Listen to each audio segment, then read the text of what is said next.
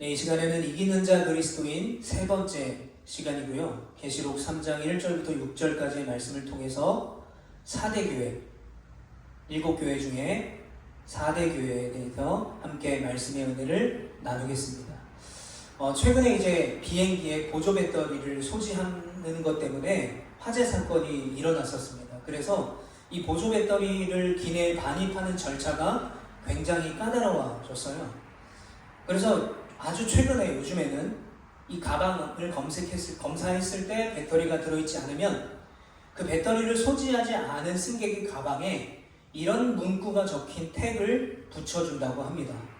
No battery inside. 무슨 뜻이에요? 이 가방 안에는 배터리가 없습니다. 이 가방 안에는 배터리가 없으니 안전합니다. 기내에 들고 가도 됩니다. 라는 표식의 태그를 달아줍니다. 자, 오늘 우리가 나눌 이 4대 교회는요, 7교회 중에 5번째 교회고요. 우리가 말씀을 대인절에 나눴던 그 말씀의 3번째 교회입니다. 그런데 여러분, 이 4대 교회에는 아주 불명예스러운 별명이 있었어요. 그게 뭐냐면, 따라해 보겠습니다. 살아있으나 죽은 교회. 살아있으나 죽은 교회라는 불명예스러운 별명이 붙어 있었습니다. 그래서 만약에 이 4대 교회에 아까처럼 No Battery Inside라는 태그를 붙여준다면 아마도 이런 문구의 태그를 붙여줄 수 있을 것 같아요. No Life Inside, No Jesus Inside. 무슨 뜻입니까? 그 안에는 생명이 없습니다. 그 안에는 예수님이 없습니다. 4대 교회는 살아있는 것 같으나 그 안에는 생명이 없었고요. 그 안에 예수님이 없던 교회였어요. 자, 그래서 1절에 이렇게 말씀하고 있습니다. 함께 읽습니다. 4대 교회의 사자에게 편지하라. 하나님의 7영과 7별을 가지신 이가 이르시되 내가 내 행위를 아노니 내가 살았다 하는 이름은 가졌으나 죽은 자로다. 아멘. 예수님도 이렇게 말씀하시는 거예요. 네가 살았다 하는 이름을 가졌으나 죽은 교회다. 여러분, 하나님께서 이 땅과 사람을 창조하시고 사람에게 그 땅, 하나님이 창조하신 그 땅과 창조물들을 경작하고 다스리고 번성케 하는 책임을 주셨습니다. 그리고 그런 책임을 주시는 대신에 그 에덴 동산, 정말 하나님 나라의 원형인 그 완벽한 에덴 동산에서 영원히 살 수 있는 생명을 아담과 하와에게 허락하셨어요. 자, 그런데 아담과 하와는 영원한 생명을 누릴 수 있는 하나님의 나라, 그 에덴 동산에 만족하지 못했습니다. 하나님의 말씀을 듣지 않고 어떻게 합니까? 뱀의 말을 들어요. 뱀의 유혹을 받고 영원한 생명의 길을 잃어버립니다. 에덴 동산에서 쫓겨나서 이제 죽음의 길을 걷게 되었던 것이죠. 여러분, 그래서 예수님께서 죄로 인해 죽을 수밖에 없는 우리를 구원하시기 위해 이 땅에 오셨어요. 여러분, 대림절이 어떤 날입니까? 죽을 수밖에 없는 우리, 죽음의 길을 선택한 우리에게 주님이 오셔서 우리를 구원해 주신 날, 그날을 우리가 기대하고 소망하며 그 은혜를 기억하는 날이 대림절입니다. 십자가에서 우리를 위해 대신 죽으심으로 죽을 수밖에 없던 우리가 대신 구원을 받아 다시 생명을 얻게 된 것입니다. 그래서 여러분, 생명의 근원이신 예수 그리스도를 우리가 잃어버린다면, 생명의 근원이신 예수 그리스도의 말씀을 우리가 잃어버린다면 우리의 영적인 생명도 끝나는 거예요. 4대 교회와 같이 예수님이 그 안에 없다면, 예수님의 말씀이 없다면 그 안에 생명이 없는 것입니다. 우리도 마찬가지로 우리 안에 예수님이 계시지 않는다면, 말씀이 살아있지 않는다면 우리의 육신은 살아서 움직이지만 우리의 영은 죽은 것과 마찬가지라는 것입니다. 여러분, 요한복음을 보게 되면 이 사도 요한이 요한복음을 썼잖아요. 이 요한복음을 보면 생명이라는 단어가 무려 36회가 나와요. 신약 전체의 4분의 1이 이 생명이라는 말이 요한복음에 나올 정도입니다. 나는 부활이요 생명이니 또 내가 곧 길이요 진리요 생명이니 내가 너에게 이른 말은 영이요 생명이라. 더 수어도 없이 많아요. 이렇게 사도 요한이 요한복음에서 하고 싶었던 말은 뭐냐면 예수님께서 우리에게 생명을 주시는 분이라는 거예요. 죄로 인해 죽을 수밖에 없는 우리를 예수님이 말씀이 육신돼서 오신 예수님께서 우리 위해 대신 죽으심으로 우리에게 영원한 생명, 영생을 주셨다는 거죠. 그러므로 생명의 근원이 바로 예수 그리스도다라는 사실을 사도 요한은 요한복음에서 증거하고 있습니다. 생명이라는 단어를 36번이나 사용하면서요. 자, 그런데 이런 사도 요한이 이제 반모섬에 유배를 당합니다. 그래서 그 반모섬에서 하나님이 보여주신 환상을 보고 쓴 성경이 바로 우리가 읽은 이 요한계시록이죠. 그러므로 당연히 이 요한계시록에 쓰여있는 7교회는 그 안에 예수님의 생명이 있는가, 그 안에 예수님의 말씀이 살아있는가를 통해서 교회가 살아있는가를 판단하는 기준이 되는 거예요. 그러니까 교회 안에 예수님의 말씀이 있는가, 교회 안에 예수님이 있는가 라는 기준을 통해서 그 교회가 살아있는 그 교회인가, 죽어있는 교회인가를 판단할 수가 있다는 것이죠. 자, 그런 요한계시록의 기준을 봤을 때 이 4대 교회는 어떤 교회입니까? 앞서도 말씀을 나눴지만 살아있지만 죽은 교회, 예수님의 생명이 없는 교회라고 말하고 있는 것입니다. 자, 그러면 이 4대 교회가 속해 있던 4대라는 지역이 어떤 지역인지를 잠깐 나눠보도록 하겠습니다. 보시는 사진에 보시면 바로 저기가 4대라는 지역입니다. 자, 이 4대는요, 우리가 지난주에 나눴던 두아디라 교회가 있잖아요. 이 두아디라라는 교회에서 버가모, 두아디라, 그리고 4대 이렇게 내려올 수 있는데, 두아디라에서 남쪽으로 약 50km 떨어진 곳에 위치해 있습니다. 특별히 이 4대는요, 과거의 화려한 역사와 막강한 힘을 자랑했던 리디아 왕국이 있었던 도시였어요. 그리고 이 지역은 트물루스 산맥으로 쌓여져 있습니다. 그리고 높은 산봉우리 위에 세워진 도시예요. 그래서 남쪽을 제외한 나머지 3면이 다 약 450m의 벼랑으로 둘러싸인 곳에 세워졌어요. 그러다 보니까 그 당시에 소아시아에서는, 지금의 튀르키예 지역이죠, 가장 안전한 난공불락의 도시가 바로 이 4대였어요. 그러니까 이 4대를 점령하기 위해서는 군대가 이 450m의 높이의 벼랑을 다 기어 올라와야만 전쟁을 할 수가 있었어요. 또한 이 도시를 관통하는 강이 있었는데 팍톨루스라는 강이 있었습니다. 그런데 그 강에서 많이 채취되는 게 뭐였냐면 사금이었어요. 사금. 그래서 그 덕분에 이 4대라는 도시는 금으로 유명했고요. 금 때문에 부유한 사람들이 너무나 많았던 도시였습니다. 그러나 그런 부유한 도시, 난공불락의 도시였지만 바사, 페르시아죠. 바사의 왕 고레스가 바로 이 지역을 침공합니다. 함락을 당해요. 그 이후에는 또 로마의 안티쿠스 3세에게 함락을 당합니다.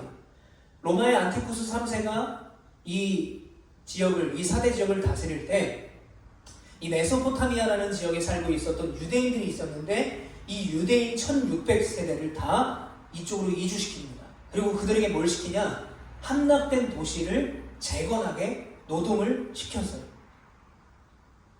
그러고 노동을 시킨 다음에 너네는 유대인들이니까 너희가 예배할 곳이 필요하지 않냐? 내가 너희를 위해서 체육관도 지어주고 회당도 만들어줄게 라고 해서 그렇게 만들어줬어요. 그래서 지금도 우리가 성지순례 가게 되면 구글 지도에서도 찾아볼 수 있는데 지금도 여전히 체육관과 그 유대인 회당이 유적지로 남아있다고 합니다. 자, 이렇게 이 화려한 과거를 자랑하는 4대는 우리가 지금까지 첫 번째로 버가모 교회와 두 번째로 두아디라 교회를 나눴잖아요. 이 두 교회의 특징이 있습니다. 칭찬이 있었죠. 칭찬은 작지만 책망이 많았던 교회였어요. 그런데 이 4대 교회는 어떤 교회냐? 칭찬이 없어요. 칭찬으로 시작하지 않습니다. 칭찬이 없고 바로 책망을 받았던 교회가 이 4대 교회였어요. 자, 어떤 책망을 받았냐? 1절에 보면 살았다 하는 이름을 가졌으나 죽은 자로다. 여기서 살았다 하는 이름을 가졌다라는 말은요, 이 4대 교회가 그 당시에 왕성하게 활동하는 교회였다는 거예요. 그러니까 겉모습만 보면 살아있고도 남을 만한 생명력이 넘치는 교회로 보였다는 것입니다. 그리고 또한 1절에 보면 4대 교회를 향해서 이런 예수님이 말씀하시는데, 하나님의 7영과 7별을 가지신 예수님이 말씀하신대요. 그 말은 뭡니까? 4대 교회에 7영과 7별을 가진 예수님이 계시지 않았다는 거죠. 예수님의 말씀이 없었고 예수님이 그 안에 있지 않았던 교회였어요. 그래서 이 요한계시록에서 그 7교회가 어떤 교회가 건강하고 살아있는 교회냐라고 판단할 때 예수님의 영, 하나님의 7영이죠. 그리고 예수 그리스도 별이 있을 때 그 교회를 살아있다고 말해요. 자, 우리가 지난주에 말씀을 기억이 잘 안 나지만 한번 자세히 기억해 보면 두아디라 교회의 이긴 자들에게 하나님께서 주시는 2가지 약속이 있었어요. 첫 번째로는 권세, 하나님의 권세, 다스릴 수 있는 권세, 만국을 다스리는 권세. 두 번째가 뭐였습니까? 새벽별을 주시겠다고 말했어요. 새벽별은 예수 그리스도를 말하는 거죠. 그러니까 두아디라 교회에서 이기는 자들이 믿음으로 이겨내면 새벽별, 예수님을 주시겠다는 거예요. 그러니까 사대교회는 7영과 7별이 없었어요. 그래서 죽어있던 교회였죠. 그러니까 사대교회는 그냥 사람이 많이 모이고 활동을 많이 하는 교회였다는 거예요. 그러나 결국 죽은 교회, 노 가스플 인사이드, 그 안에 복음이 없던 죽은 교회였습니다. 그래서 여러분, 이 사대교회가 왜 이렇게 칭찬이 별로 없이, 거의 칭찬 없이 책망만 받았을까? 왜 이 사대교회를 죽은 교회라고 말을 할까라는 것에 증거가 있습니다. 이 사대교회 근처에 11km 지나가면 그곳에 한 유적이 발견이 됐는데 수많은 묘지들이 발굴이 됐대요. 그러니까 황금이 넘치고 화려하고 난공불락의 도시였지만 결국 그 사대에 있던 사대교회는 어떤 교회였습니까? 공동묘지와 같은 죽음 교회였다는 거예요. 그런데 여러분, 이런 교회가 저 시대에만 있었겠습니까? 이 요한계시록이 물론 환상이지만, 환상으로 쓰여진 이야기지만 여러분, 그때만 저런 교회들이 있었겠습니까? 아니에요. 여러분, 지금 우리가 살아가고 있는 이 시대에도요, 사대교회와 같은 교회들이 얼마나 많은지 몰라요. 제가 정말 화가 나고 답답한 일이 있는데 SNS를 좀 보다 보면 어떤 교회에서 일어난 일, 어떤 담임 목사가 행한 일, 어떤 그리스도인이 행한 일들에 대해서 고발하는 글들이 올라오는데요. 그 글을 보면 이런 생각이 들어요. 야, 이게 진짜 교회에서 일어난 일인가? 심지어는 어떤 생각까지 드냐면요. 에이, 이 지어낸 이야기 아니야? 지어낸 이야기지. 설마 이러겠어? 라고 할 만큼요. 말도 안 되는 일들이 교회 안에서 버젓이 일어나고 있어요. 제가 원고에는요. 어떤 일들이 있었는지 써있지만 여기서는 말씀을 드리지 않겠습니다. 왜냐하면 이 말씀을 들으면 여러분 실족할 수 있을 것 같아요. 어떻게 교회, 어떻게 목사가, 어떻게 권사가, 어떻게 장로가, 어떻게 그리스도인이 라고 생각할 수밖에 없어요. 궁금하시면 제가 나중에 따로 말씀을 드릴게요. 여러분, 교회 안에 예수님의 말씀과 복음의 생명이 넘쳐야 되는 그 교회 안에 여러분, 이런 일이 일어나는 것이 정말 말이나 되는 이야기입니까? 서로를 사랑하고 섬기며 함께 자라가는 교회에서 어떻게 이런 일들이 지금 이 시대에 버젓이 일어나고 있겠습니까? 그래서 제가 그런 글을 읽을 때마다 참 화가 나고 답답하기도 하는데요. 힘이 빠져요. 왜 힘이 빠지냐면 제가 그렇게 잘나고 저라고 하나님 앞에 정말 한 점 누군 없이 살지는 못하지만 그래도 세상의 가치를 따라가지 않기 위해서 또 복음의 본질을 지키기 위해서 나름 고생한다고 생각합니다. 나름 발버둥 치고 있다고 생각해요. 근데 이런 글을 읽을 때마다 막 1000명, 2000명, 5000명 모이는 교회에서 막 이런 일들이 일어나는 걸 보면 야, 내가 이렇게 사는 게 계란으로 바위치는 게 아닐까? 힘이 너무 빠질 때가 많아요. 그런데 제가 오늘 말씀을 준비하면서 다시 한번 생각을 고쳐보겠습니다.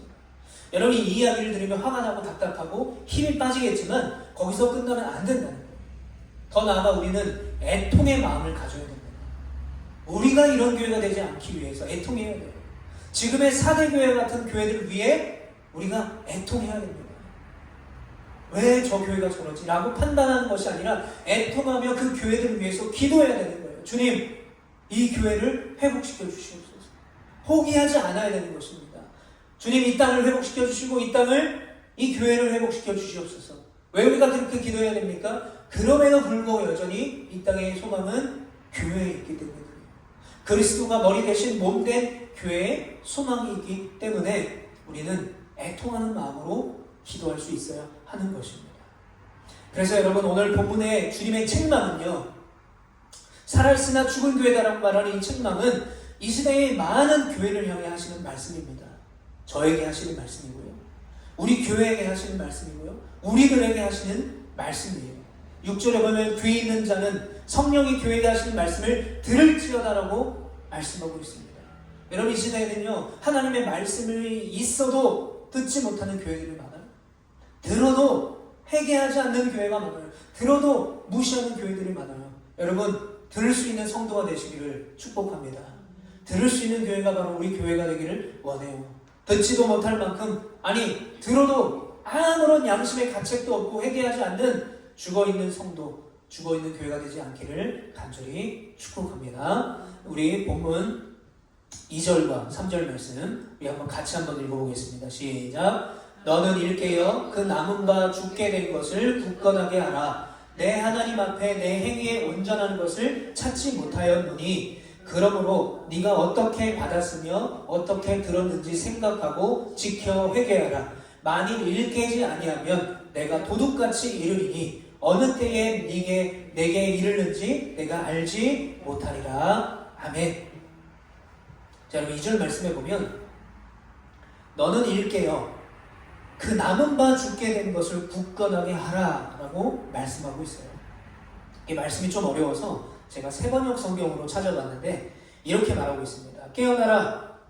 그리고 아직 남아있지만 막 죽어가는 자들을 굳건하게 하라 라고 말씀하고 계세요. 여러분, 제가 이 2절과 3절을 보면서 얼마나 감사했는지 몰라요. 얼마나 다행이라고 생각했는지 몰라요. 왜냐하면요, 그 죽은 교회, 다 죽어가는 교회처럼 여겨지는 사대 교회에도 다행인 것은 영적으로 아직 죽지 않고 남아있는 자들이 있었다는 거예요. 여러분, 이 시대의 교회가 왜 소망인지 아십니까? 아직도 남아있는 자들이 교회에 있기 때문에 그래요. 세상은 점점 악해져 가지만, 말도 안 되는 일들이 버젓이 일어나는 세상이지만 구별되어 살아가는 남은 자들이 소수로 아직 교회에 남아있기 때문에 이 땅의 소망은 교회가 될 수밖에 없는 거예요. 여러분, 다행입니다. 사대교회 안에 영적으로 죽지 않고 남아있는 자들이 있었어요. 그런데 다행이지만 안타까운 것은 뭐냐면 그들도 죽어가고 있다는 거예요. 막 죽어가는 자들. 그들도 점점 생명을 잃어가고 있었다는 것입니다. 그러므로 사대교회의 사명은 뭐냐? 소수이지만 남아있는 자들을 끝까지 믿음으로 굳건하게 지키는 것이 바로 이 교회의, 사대교회의 마지막 사명이 되었던 거예요. 이 사대교회가 살아있는 교회가 되기 위한 방법은 남아있는 자들을 믿음으로 지켜내는 것이었어요. 여러분, 우리가 지난주에 두아디라 교회에 대해서 말씀을 나눌 때 주님이 뭐라고 말씀하십니까? 너에게 다른 짐을 지어주진 않겠다. 내가 다시 올 때까지 그 믿음을 지켜라. 마찬가지예요. 남아있는 자들, 소수지만 그 죽어가는 자들을 지켜내는 것이 사대교회의 사명이었어요. 모든 사람이 다 회복되고 교회가 막 회복되고 반전이 일어나는 것이 아니라 소수지만 남아있는 자들을 믿음으로 지켜내는 것이 살아있는 교회가 되기 위한 유일한 방법이었다는 것입니다. 자, 그렇다면 그 사명을 어떻게 지킬 수 있는가? 먼저는 회개해야 돼요. 회개. 심각한 영적인 침체 속에서 예수님의 처방전은 뭐냐면 회개하라 였어요. 그런데 여러분, 회개하기 전에 꼭 해야 될 것이 있어요. 영순위로 해야 될 것이 뭐냐? 바로 생각하라. 예.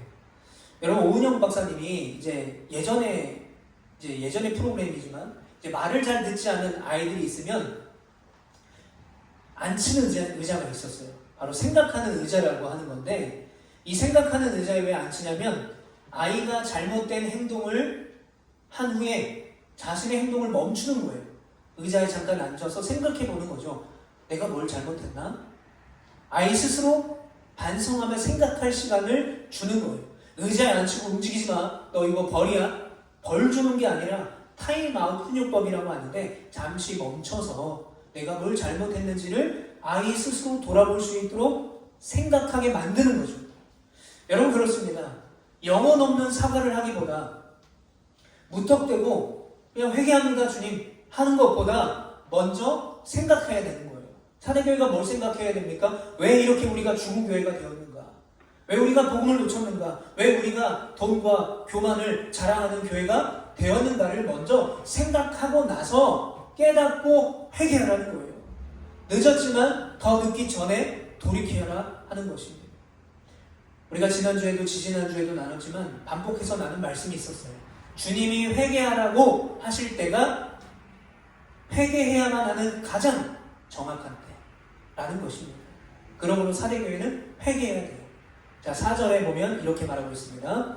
그러나 사대의 그 옷을 더럽히지 아니한 자 몇 명이 내게 있어 흰 옷을 입고 나와 함께 다니리니 그들은 합당한 자인 연고라. 아직 생명이 조금이라도 붙어있는 옷을 더럽히지 아니한 자 몇 명이 남아있다고 말합니다. 여러분, 여기서 몇 명 할 때 몇으로 번역된 원어를 보게 되면요, 소수라는 의미가 있어요. 그런데 어떤 소수냐? 거의 없는 것이나 마찬가지로 극소수의 남은 자가 있었다는 것입니다. 그 사대교회와 그 남은 자들을 굳건히 지켜낼 때, 극소수라도 살아있을 때 바로 그 교회에 소망이 있는 거예요. 왜 그럴까요? 하나님께서는 그 극소수의 사람들을 사용하셔서 일하시기 때문입니다. 하나님께서는 가능성이 희박한 상황을 역전시키시는 하나님이기 때문입니다. 여러분 믿으시기를 축복합니다. 우리가 구약의 에스겔 37장을 보게 되면 에스겔에게 하나님께서 환상을 보여주세요. 하나님께서 에스겔을 마른 뼈가 가득한 골짜기로 데려가십니다. 그러고 나서 질문하세요. 이 뼈들이 능히 살 수 있겠냐? 그런데 여러분, 누가 봐도요, 그 골짜기에 있는 뼈는 그냥 뼈가 아니라 말라 비틀어져 있어요. 생명이라고는 전혀 찾아볼 수 없는 상태였습니다. 자, 그런데 에스겔이 뭐라고 대답합니까? 주 여호와여, 주께서 아시나이다. 여러분, 에스겔이 답을 몰라서 그 답을 회피한 걸까요? 아니에요. 여러분, 여호와여 주께서 아시나이다라는 이 에스겔의 고백에는 두 가지 의미가 담겨져 있습니다. 첫 번째로는요, 하나님만이 하실 수 있다는 믿음이에요. 오직 하나님만이 하실 수 있다. 두 번째, 결정은 하나님께 있다라는 순종이 담긴 고백이었어요. 즉, 주 여호와여 주께서 아시나이다. 무슨 뜻입니까? 주님만이 하실 수 있기 때문에 주님이라면 하실 수 있습니다. 주님이 하실 수 있기 때문에 하라고 하면 내가 순종하겠습니다 라는 거죠. 그래서 오늘 주님이 우리에게 이렇게 말씀하십니다. 오직 하나님의 그 약속을 믿음으로 순종하라라는 거예요. 믿음으로 순종하라는 것입니다. 그러므로 여러분, 이 사대교회가 해야 될 일은 늦었지만 회개함으로 순종하면 되는 거예요. 왜요? 아무리 극소수라고 할지라도 살리시는 분이 하나님이시기 때문입니다. 자, 우리 5절과 6절 말씀 같이 한번 읽어보겠습니다. 시작. 이기는 자는 이와 같이 흰옷을 입을 것이요 내가 그 이름을 생명책에서 결코 지우지 아니하고 그 이름을 내 아버지 앞과 그의 천사들 앞에서 시인하리라. 그 있는 자는 성령이 교회들에게 하시는 말씀을 들을지어다. 아멘. 자, 하나님께서 회개하라. 어디서부터 잘못됐는지 생각하고 회개하라고 했을 때 그 회개함으로 사대교회가 순종하면, 남은 자들을 굳건하게 지켜내면 그렇게 이기는 자들에게 세 가지의 복을 주신답니다. 자, 첫 번째로는요, 흰옷을 입어요. 여러분, 흰옷은, 성경에서 흰옷은 정결과 승리를 상징합니다. 오직 주님만이 주시는 옷이에요. 4절 말씀에 보면 흰옷을 입은 자들이 주님과 함께 다닌다라고 말씀하셨어요. 그리고 4절 마지막 절에는 그들은 합당한 자인 연고라. 무슨 뜻입니까? 그들이 흰옷을 입고 나와 함께 다니기에 충분한 사람들이다 라고 말하고 있는 거예요. 즉, 흰옷은 주님과 동행할 수 있는 옷을 의미합니다. 자, 두 번째, 생명책에서 그 이름이 결코 지워지지 않습니다. 누가복음 10장 20절에 보면 귀신이 너희에게 항복하는 것으로 기뻐하지 말고 너희 이름이 하늘에 기록된 것으로 기뻐하라 라고 말씀하셨어요. 여러분, 사탄을 이겨내는 것, 또 귀신을 이겨내는 권세, 나에게 하나님의 자녀된 권세를 사용하는 것도 중요하지만 더 기쁘고 감사한 것이 뭐냐면 우리의 이름이 생명책에 기록되는 거예요. 우리의 이름이 생명책에 기록돼서 우리가 천국의 시민이 되는 것이 더 중요하다고 말씀하셨어요. 그러므로 그 이름이 생명책에서 지워지지 않는 축복을 주신다는 것입니다. 마지막 세 번째, 그 이기는 자의 이름을 하나님과 천사들 앞에서 인정해 주신다는 거예요. 자, 누가복음 10장 8절에도 내가 또한 너희에게 말하노니 누구든지 사람 앞에서 나를 시인하면 인자도 하나님의 사자들 앞에서 그를 시인할 것이요. 내가 하나님을 인정하면 하나님도 우리를 인정하신다는 것입니다. 그래서 이기는 자에게는 하나님이 하나님과 천사들 앞에서 인정해 주신다는 거예요. 여러분, 허균의 홍길동전을 보게 되면 이 홍길동이 의적이잖아요. 이제 부자들의 돈을 뺏어서 이제 가난한 자를 도와주는, 많은 사람에게 칭송을 받는 의적으로 유명세를 떨칩니다. 그런데 우리가 그 홍길동전을 읽어보면 이 홍길동에게는 그런 의적으로 활동하지만 인생에 만족이 없어요. 인생에 기쁨이 없습니다. 왜 그럴까요? 아버지를 아버지라고 부르지 못하고 형을 형이라고 부르지 못해서예요.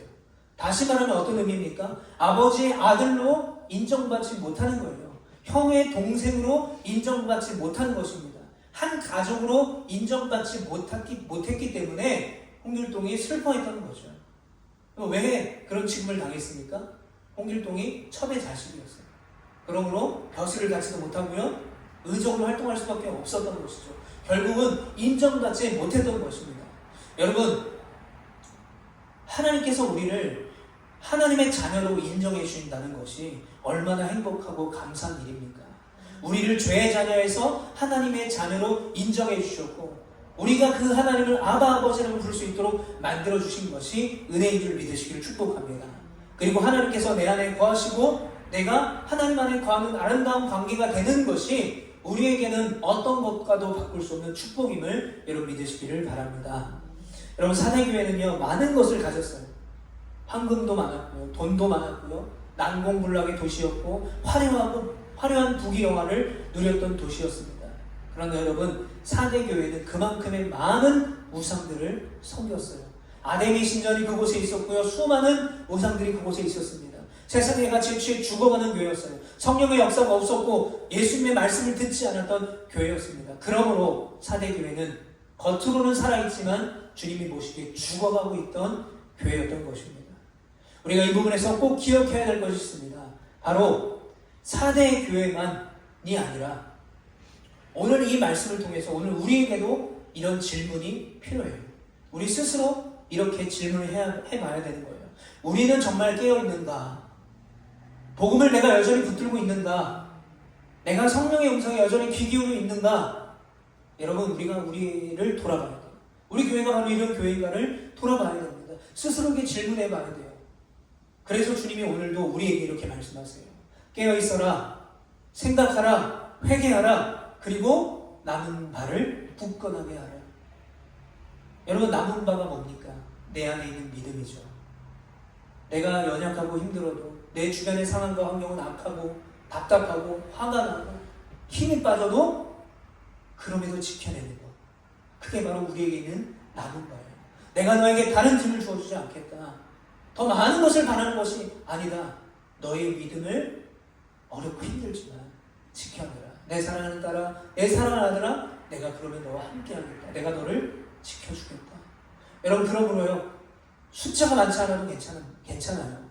화려하지 않아도 괜찮아요. 옷을 더럽히지 않는 자들이 남아있다면 여러분, 그곳에 여전히 내가 어렵고 힘들지만 넘어지지만 믿음을 지켜내는 나에게 소망이 있음을 여러분 기억하시기 바랍니다. 왜 그럴까요? 전능하신 하나님께서 이기게 하시고 역사하시기 때문입니다. 이제 말씀을 마무리하도록 하겠습니다. 여러분, 지금 여러분들 앞에 큰 거울이 있다고 한번 상상해 보세요. 그리고 그 거울을 한번 바라보세요. 내가 어떻게 생겼습니까? 네, 제가 최근에 이제 흰머리가 좀 많이 났다가 흰머리가 없어진 것 같아서 거울을 보면서 흰머리가 왜 이렇게 없어졌지? 해가지고 이제 아내한테 흰머리가 없다고 자랑했는데 알고 보니까 이 속에 막 숨어 있더라고요. 거울로 보이는 게 전부가 아니더라고요. 여러분, 지금 만약에 내 앞에 거울이 있다고 하면 지금 이 거울에 비치는 얼굴이 내 인생에서 가장 젊을 때의 얼굴입니다. 여러분, 우리는 인생을 살아간다고 말하죠. 그러나 세상에 태어난 우리는 죽음이라는 결말이 정해져 있기 때문에 어쩌면 우리가 살아간다라고 하는 것보다 어쩌면 우리는 죽어가는 것일 수도 있어요. 그러므로 우리의 인생이 죽어가는 거구나. 이제 내 나이가 뭐 몇 살인데 이제 죽기가 얼마 남지 않았구나. 죽어가는 인생이기 때문에 소망이 없습니까? 죽어가는 인생이기 때문에 그냥 아무렇게나 살아가도 됩니까? 아니죠. 죽어가는 인생이고 그러나 본향을 바라보며 가는 인생이며 이 이생의 삶을 끝내는 그 날까지 여러분 우리는 더 의미 있게 살아야 되지 않겠습니까? 여러분 우리 한 사람이 교회로 그리스도로 성도로 살아가는 여러분의 그 순간순간이 하나님의 기쁨이 되며 하나님께 칭찬받는 삶이 되시기를 간절히 축복합니다. 이기는 자로서 하나님의 축복을 충만히 누리며 구별되어 살아가기를 축복합니다. 그래서 영적으로 죽어가는 교회가 아니라 살아나는 교회, 생명을 소비하는 교회가 아니라 생명을 전하는 교회, 세상의 유혹에 넘어가는 교회가 아니라 이기는 교회가 되기를 예수님의 이름으로 축복합니다. 또한 예수 그리스도로 의미 있는 인생을 살아가시길 바라요. 내가 나 스스로 봤을 때 내 인생이 너무 의미가 없어, 참 나는 부족해가 아니라 예수님 한 분 때문에 의미 있는 인생이 되시길 바랍니다. 복음으로 충만한 인생, 이기는 자로 굳건한 믿음으로 주님께 칭찬받는 우리 교회, 또 우리 성도님 되시기를 예수 그리스도 이름으로 간절히 축복합니다.